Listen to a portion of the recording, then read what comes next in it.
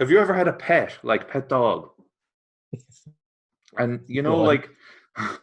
I always think of this, and it's kind of morbid because you can apply it to people, but I only apply it to pets because it's too grim. But pets are so class. Like I love pets, I love dogs, love having a dog. But like 10 years after you have this dog, all you think of is how sad you were when they died. And it's the exact same thing. Like that was an amazing season, and I look back and all I can see is Jared slipping and Suarez covering his face, crying.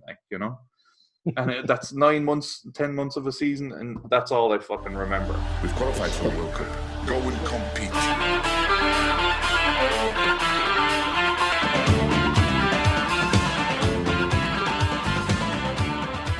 Hello and welcome to another edition of the Put 'em Under Pressure podcast. With the lack of football at the moment, today we begin a look back at classic Premier League games. My name is Kieran and I'm joined once again by Adrian. Hi, Kieran. How are you doing? Doing great. How are you? Not too bad. How's the isolation going? Slowly losing my mind, but yeah, hanging in there. Yourself? I know. I was looking forward to this all week, despite the topic, but looking forward to some interaction with people. So, absolutely. Where we will review Crystanbul, Crystal Palace versus Liverpool from the 2013-2014 season. So a game that's become quite an iconic game. I think it's had a lot of impact on future seasons for both teams. I guess mixed opinions of the result.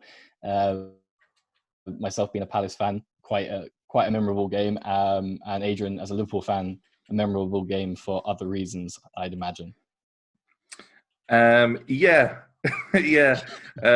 I really had put this game, like blocked it out from my memory big time until you suggested doing this. So this week I've looked over the highlights a few times. I've looked at post-match interviews and all those kind of things, and God, it brought back a lot of memories of I don't know, just feeling really down after it. Like, I mean, the Chelsea game had come just before that with the Gerrard slip, but this game was really probably...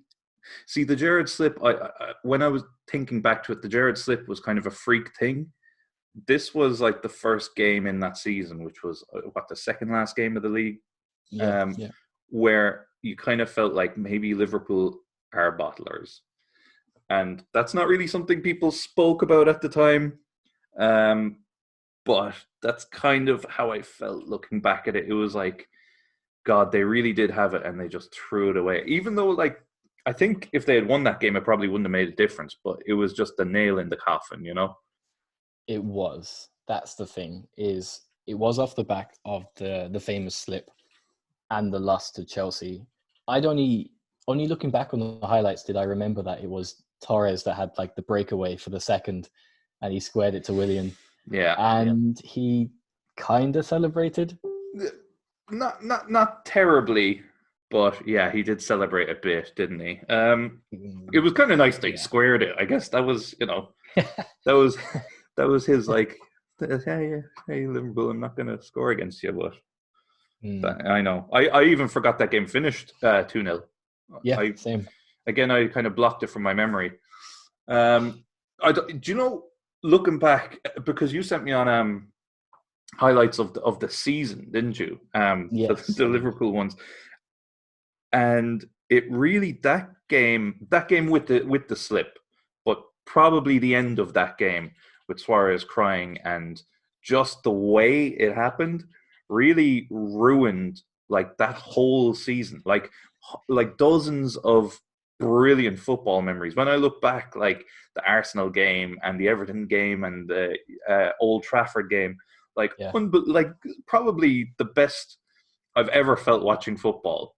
And it's all just like been blocked out because of the way it ended. Yeah, it really was. It was deflating. And I guess the other thing, I know we're talking more to begin with about the Chelsea match rather than the Palace match, but that Chelsea game, that famous game, that was also the 25th anniversary of Hillsborough. It's like, it's so shit. It must have felt. It must have felt terrible. Yeah, I actually I didn't see the bad goal. I was in the car I was trying to get back to Cork to watch it, and I was Yeah. late, so I missed the first half. And I was listening to the radio, and like you can just hear like, and Jared and Mitch, and the commentators weren't saying what was going on. They were just like, oh, gee, oh, Baz through, and it's 1-0 Chelsea, and I was like, what the fuck just happened? Like, what just happened? And it was only when I saw it, and then I cut the second half for what it was anyway. But yeah, it didn't get much better. One of the things that I remember at the time quite vividly, and I also remember now from looking back, but why was Gerrard the last man? Why was there so much space between him and I think it was Aga? Like what was happening? wasn't he? He was playing like nearly part of a back three for that season, I think. Was he? Okay. And he was not the holding midfielder, but it was like the quarterback position is what they were calling it. So he was always kind of in between the back two, and I guess they just push everyone up, and he'd be, the last bit of cover, but he gets the ball from Sissoko, I think. So they were obviously pushing up forward, and he just, I don't know. I don't want to talk about that. Okay. But like I said, that was a freak thing. And that's why this game was so different. Like they had this game under control, Yeah. And there was that sense of deja vu. Like I remember seeing, I know I don't want to talk about the Chelsea game, but I think your man Christensen was playing at the back for Chelsea, and I think it was his first league game. And I remember thinking, sure, Suarez is just going to fucking make mincemeat of him. And there was that complacency, and then they lost. And then you go into the Palace game, and you're like, all right, they just have to beat Palace and Newcastle, I think, the last game of the season. It's just Palace and Newcastle. And there was that complacency among the fans as well. Then that kind of, let's just see what happens with the other results. But, the other thing was they were 2 or 3-0 up. And they were kind of going, come on, give us the ball. We want to score more. Yeah, it was 3-0. Yeah. Do you remember watching that? I do. I'll tell you my memory of this game, because I remember it quite well. I'd been to just come back. Sorry, I accidentally muted you there. Meant to mute me. You were just saying okay. I had just come. Yes, so I have good memories of this game. I just come back from an away trip with Cork City. I can't remember where and who we played, but it was on the Friday, and we just landed back in Cork on the Saturday, gone to the pub, and I sat down, hungover as hell, after more pints than I should have had that day as well, and just saw Palace getting absolutely drubbed for the whole first half. And I think it was only 1 or 2-0 by half time. And I said, I packed it in and I went home. Now, I only lived like 10 minutes away from town at this point.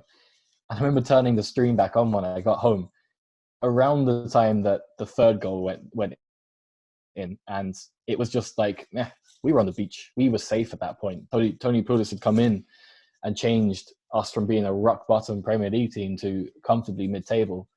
So yeah, there was no ambition from Palace really at that point. Liverpool had it in the bag and they kept pressing. And I guess what turned it on its head was that deflected wonder goal from Damien Delaney of all people, which kind of shocked Liverpool. But what came following that was, it's unacceptable really from a Liverpool standpoint. Yeah, there's two ways of looking at that. There's that the defense was poor, and the defense had been poor kind of all season, really. I can talk about that a little bit more, but the other thing is that Rodgers didn't deal with those. It was 12 minutes, I think. I think he scored 78 minutes or something. There was 12 minutes there that he had to manage. Okay, you think the players on the pitch should be managing it as well, but they're young players. You had Sterling and Coutinho and fucking John Flanagan at left back, and he had to do something. I mean, the midfield that finishes the game is Lucas, Gerrard, Allen, and oh shit, that's it. Yeah, Gerrard, Gerard Lucas and Joe Allen, and Coutinho was brought on as well, but he was brought on the wing. So that's like bring someone on. You know, they had Kolo Toure and Agar, and I think someone else on the bench. Like bring on Agar. Agar's probably I know he was towards the end of his career there, but bring on one of those to shore things up. Because if you look at the second goal, Skirtle is up on the left wing. Yeah. He's on the left fucking wing, and they're just after conceding, just hold the ball, you know, keep things tight, like drop back a little bit and leave the lads up front. Oh, and then I mean the last goal, I presume you think that was Skirtle's fault as well. Well, yeah, it was like what a mess, absolute mess. Like all three goals were a mess. Because I look back at the stuff that was written immediately after that game from a Liverpool perspective, and they were all saying that wasn't Skirtle's fault. There was no one in front of him to make that block. And I would say 10 yards ahead of where he was when he missed that ball is Lucas, who's just standing there watching the ball go over his head. So, I mean, it is a mix of a poor defense that was, covered up by amazing attacking football for 95% of the season. But also Rodgers didn't manage that very well. I mean, on the 78th minute, he swapped out Sterling for Coutinho.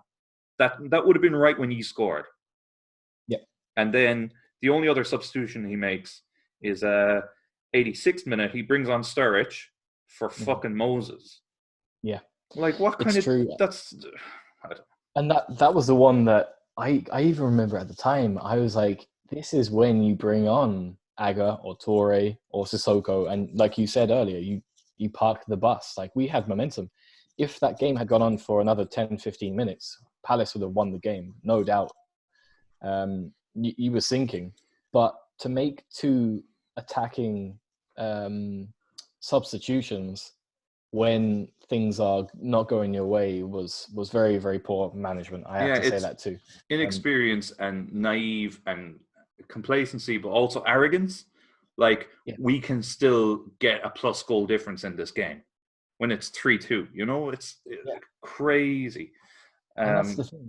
It's kind of similar to what we've seen this season and the previous season is that, yes, of course, goal difference counts for a lot, but it's really points on the board.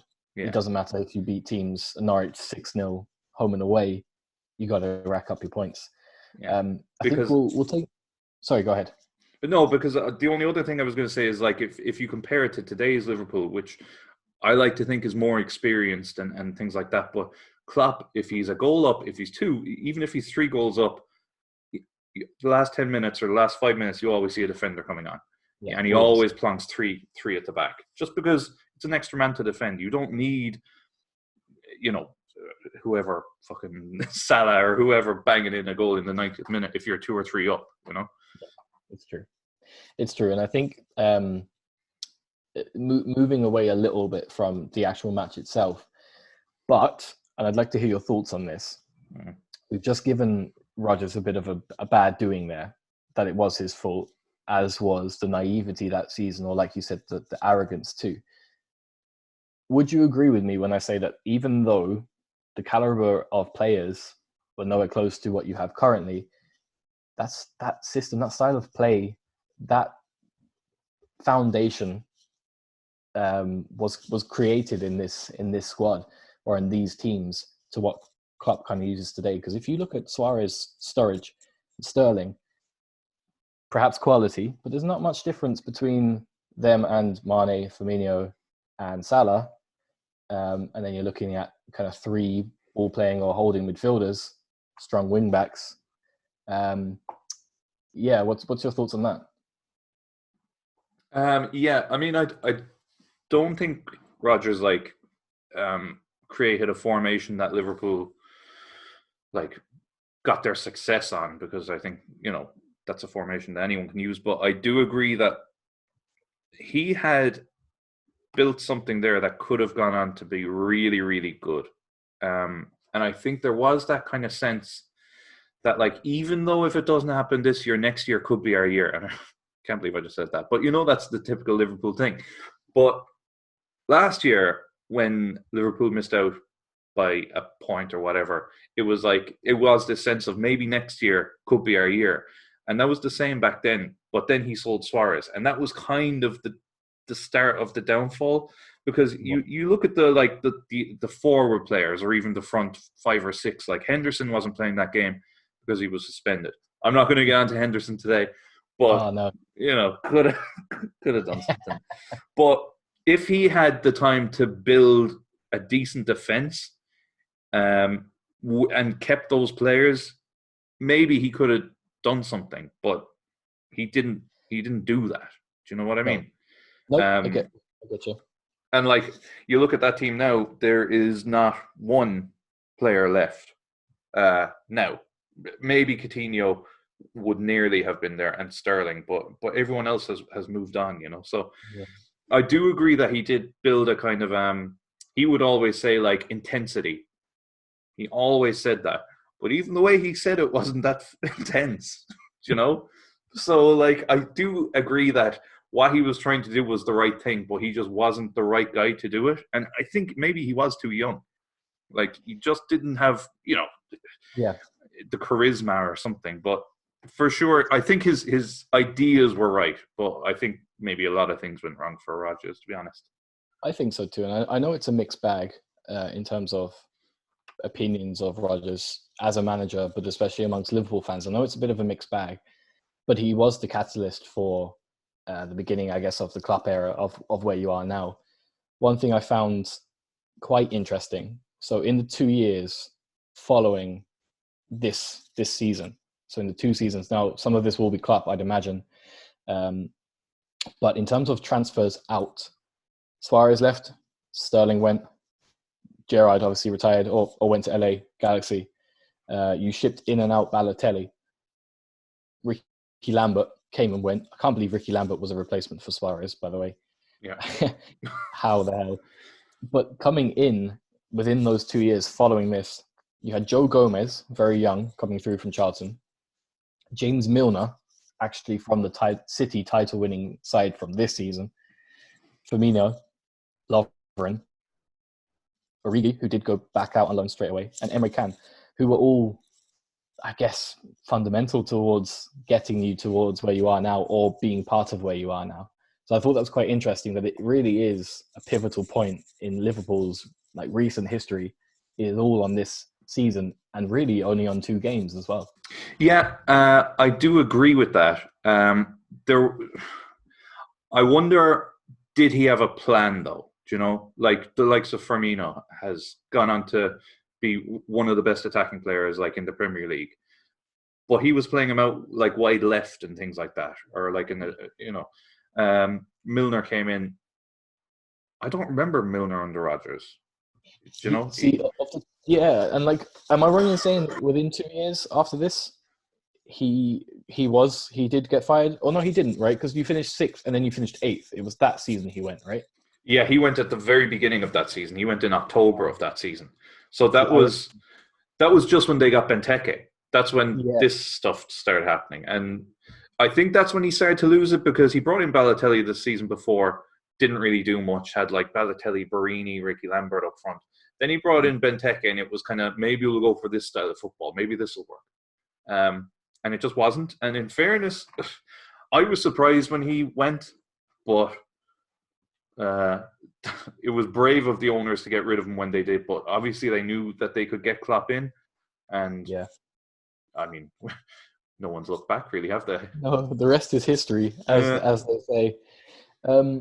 I guess one of the things I found quite funny was really looking back on the 2 squads. Palace is included because, funny enough, Liverpool had more English players playing in that game than Palace did. I did want to ask what you thought of this Palace team, because I was looking at it thinking, I recognize most of the names, at least. Yeah. But would they compare well with today's Palace? Well, I always say that as much as I get frustrated with Palace now, I really only have to look back, between 5 and 10 years to see how far we've come. Because this team that we see, or this team that lined out for against Liverpool back in 2014, was such a mismatch of players that were kind of punched together by Tony Pulis. And it worked. It worked really well. But there are some iconic players in that team. Speroni obviously is a legend for Palace. He really is. He's one of our, I think, if not our highest, one of our highest appearance, or holds the highest appearances for us. You've still got Joel Ward, who still plays for us, still starts for us. Jason Punchin, who was a massive player for us. Murray came off the bench. Jednak, who he was at Villa last year. I'm not sure where he is now, but he was our captain. Joe Ledley. Do you remember the beard? He was like one of the first guys to grow a beard. Yeah.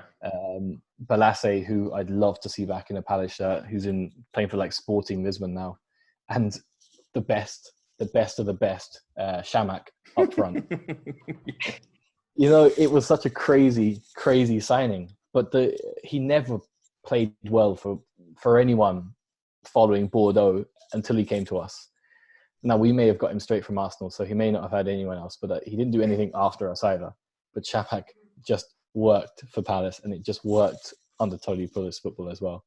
Very strange. He came off about 10 minutes before you started turning the screw, just interestingly enough. Well, that's all it took, Yeah, not a coincidence then, though. No, but Dwight Gale, who, scored the 2 goals. Yeah. It really was just on the end of some really good play. It was all Balasse, if I'm honest. Yeah. I think Balasse was amazing. And I think Murray got the knockdown for the last one, did he? He did. Again, someone that was kind of overlooked that season too, who went from scoring 30 goals in the Championship previous season and didn't really play for us that next year. But yeah, no, Balasse was great. But Gale himself, like he's, again, another mixed bag of a player. Like we signed him relatively cheaply from Peterborough, where he was scoring for fun. He just never really did it for us. He did it on occasion. Like he loved the big game like this, but no, now he's kind of a sub with Newcastle. Yeah, I remember you had high hopes for him. Yeah, he was. There was a good, I guess there was good potential in him, but he never really got a string of games. Really, No. I don't think anyway. He'll always have this game to remember. I know, right? He can retire off this. Yeah, I can swiftly forget this.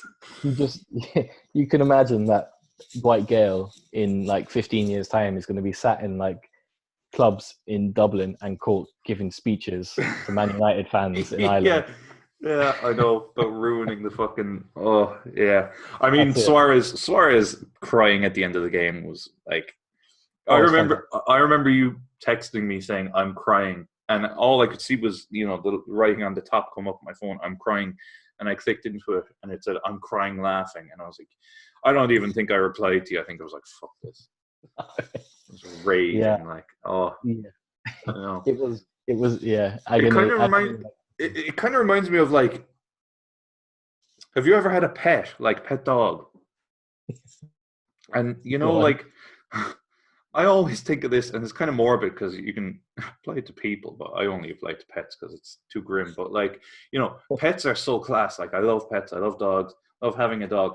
But like 10 years after you have this dog, all you think of is how sad you were when they died. Yeah. And it's the exact same thing. Like that was an amazing season. And I look back and all I can see is Jared slipping and Suarez covering his face crying, like, and that's 9 months, 10 months of a season. And that's all I fucking remember. Yeah, it's just it was right.